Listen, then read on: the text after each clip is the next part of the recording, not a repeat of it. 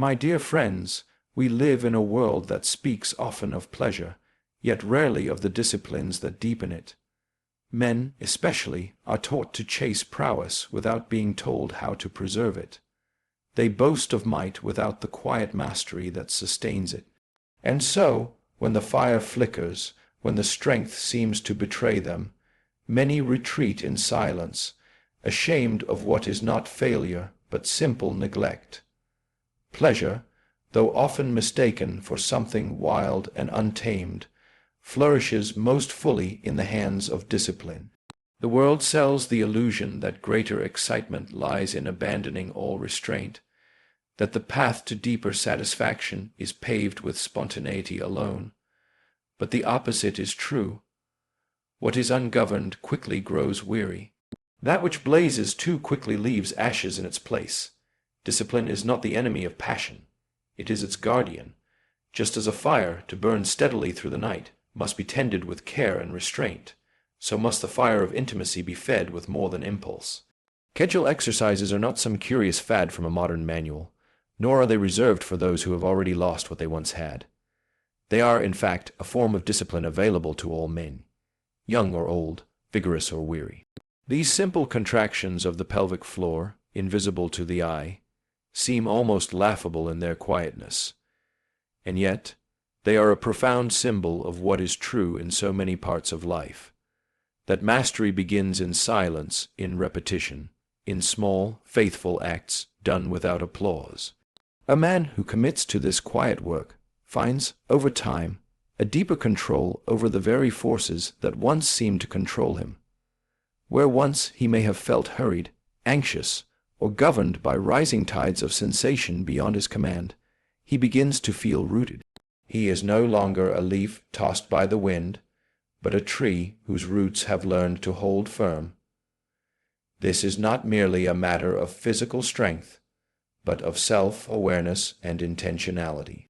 He learns to recognize moments as they come and to remain in them longer, not rushing to the end but savoring the path.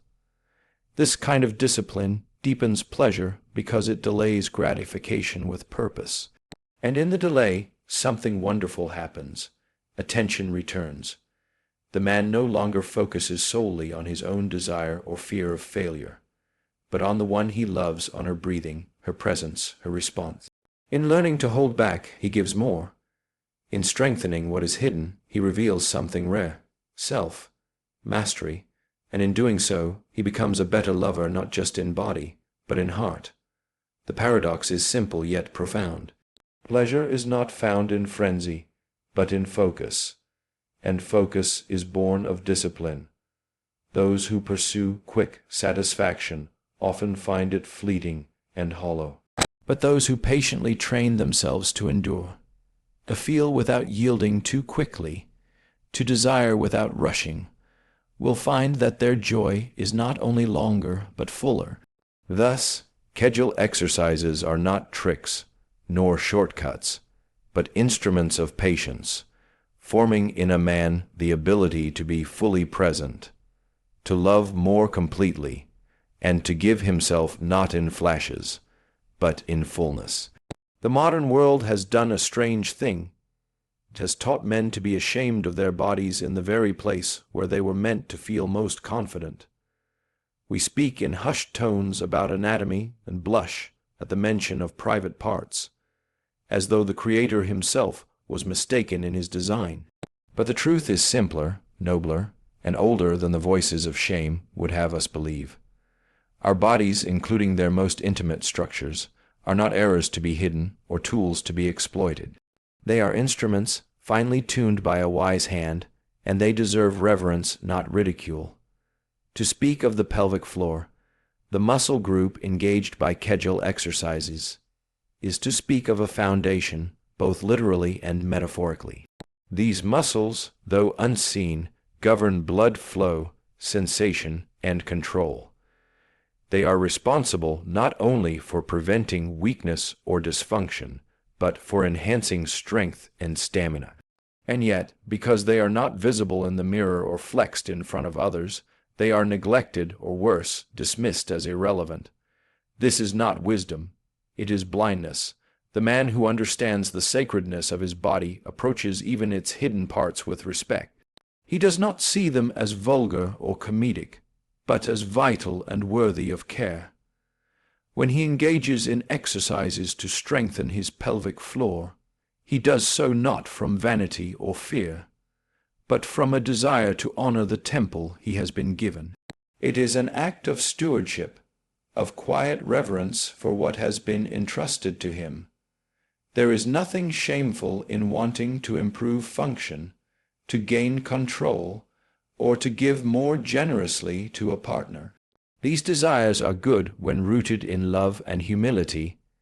The shame lies not in the effort, but in the silence that keeps men from asking, learning, and growing. The world will mock, of course. It always mocks what it does not understand. But the man who sees his body as sacred does not flinch from this mockery. He knows better. He knows that to strengthen what is weak is not shameful. It is noble. There is also great healing in this perspective. For many men, struggles in the bedroom lead to wounds of the soul, embarrassment, anxiety, a feeling of inadequacy. But when the body is treated with respect, and strength is built through steady effort, confidence returns. Not the loud, boastful kind, but the quiet certainty that one is capable, that one is improving, and that one is taking responsibility.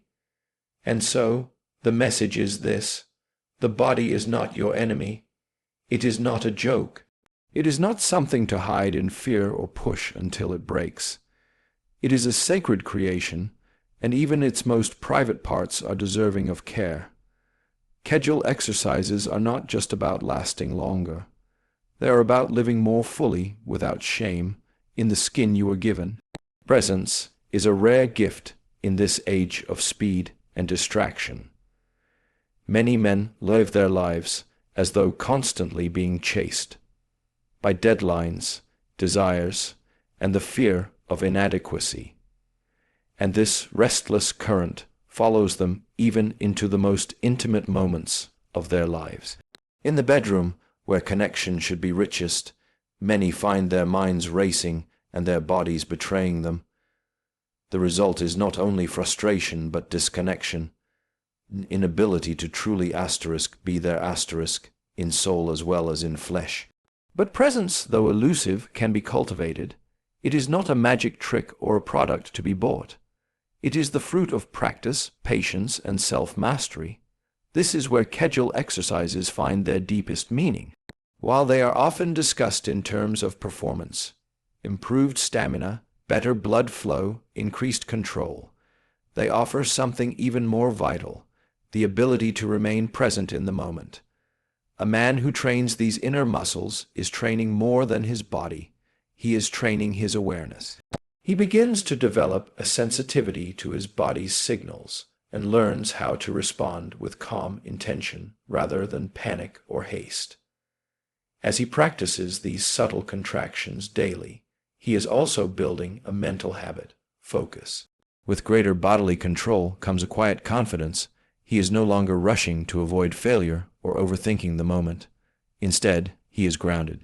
And in that groundedness, he is able to turn outward, to pay attention to his partner, not as a source of pressure or proof of his worth, but as a person to be loved, known, and cherished. He listens more. He feels more, and in doing so, he gives more. This is presence, not mere duration, but depth. Many people confuse endurance with delay, as if the goal is simply to extend an experience without improving its quality. But that is a shallow understanding. The true reward of training is not just that a man can last longer, but that he can engage more fully. He can slow down not because he has to, but because he chooses to. He is no longer enslaved to urgency. He has learned patience, and in that patience something beautiful emerges: attentiveness. He can notice the breathing of his partner, the rhythm of shared emotion, the unspoken language of touch and trust. This presence is transformative. It deepens emotional intimacy, builds trust, and fosters a kind of safety where both people feel seen and cared for. In a world where so much interaction is rushed and transactional, to give someone your full, unhurried attention is an act of profound love. And it begins in small, hidden efforts, 3 sets of Kegels a day, done in silence, done with intention. So, when a man trains his body to stay, he is really training his heart to stay too, to linger, to listen, to love with patience and strength. That is the power of presence, and it is more lasting than any fleeting pleasure. To have control is not merely to restrain oneself, but to give more generously. In the realm of intimacy, this truth reveals its beauty most clearly. The world often speaks of sexual control as a kind of selfish discipline, a technique to impress, or a performance enhancer meant to glorify the man. But that is a shallow interpretation. Real control is not for the man. It is for the one he loves. It is not about dominance. It is about devotion. And in the quiet act of holding back, of being intentional and attentive, the man offers something rare, a deep and thoughtful gift. When a man strengthens himself through Kegel exercises, he is doing more than building endurance.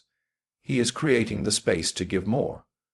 Without control, physical union becomes rushed, mechanical, and often leaves the partner feeling secondary, as though they were merely a means to a quick end. But with control, the experience changes. It becomes a shared rhythm instead of a solo sprint. It allows time for emotion to catch up with sensation, for vulnerability to walk alongside desire. Sexual generosity is not spoken of often, but it is one of the most beautiful fruits of love. It asks not what can I get, but what can I give? To give presence, to give time, to give pleasure without fear or pressure. That is the work of a heart that has been trained. And such training does not come through impulse or momentary passion, but through steady work, hidden and humble. This is what Kegel exercises teach. Control not for pride, but for offering. Consider the difference it makes when a man is no longer afraid of losing control. He is no longer tense, rushed, or self-conscious. Instead, he enters intimacy with peace, with a calm joy that is unshaken by time. His partner feels this peace. She feels safe, not only physically, but emotionally, because she senses that she is not being hurried or reduced to a role. She becomes the recipient of attention, of intentional care. That experience for her becomes healing, and for him it becomes fulfilling in a way that selfish pleasure never could. This is how control becomes a form of generosity. It says to the beloved, "You are worth my patience, my presence, and my time." It turns the act of love from something transactional into something sacred. It allows intimacy to become communion, not competition. And in this, the man himself is changed. He becomes less focused on proving his worth and more focused on offering his strength. So control, when rightly ordered, is not suppression. It is a gift. A quiet, deliberate gift, formed in solitude and given in union. Through the strengthening of what is hidden, the man becomes a better giver, not just of pleasure, but of peace, presence, and deepened love. And in giving so much, he receives more than he could have asked for. There is a peculiar wisdom in the things we do when no one is watching. The smallest disciplines, practiced in solitude, often yield the most profound blessings in public. Kegel exercises, though simple and unseen, belong to this quiet order of practices that shape a man deeply. They are not loud or dramatic, not the stuff of gym mirrors or applause, but their effect reaches into the visible world, into relationships, confidence, and lasting intimacy. This is the paradox. What is done in secret becomes strength revealed. Most men will never speak of such things. There is a silent pride that keeps them from admitting that endurance may be lacking, or that control might waver when it's needed most.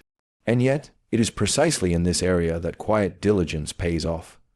A few minutes a day, strengthening muscles no one sees, becomes a foundation upon which real confidence is built.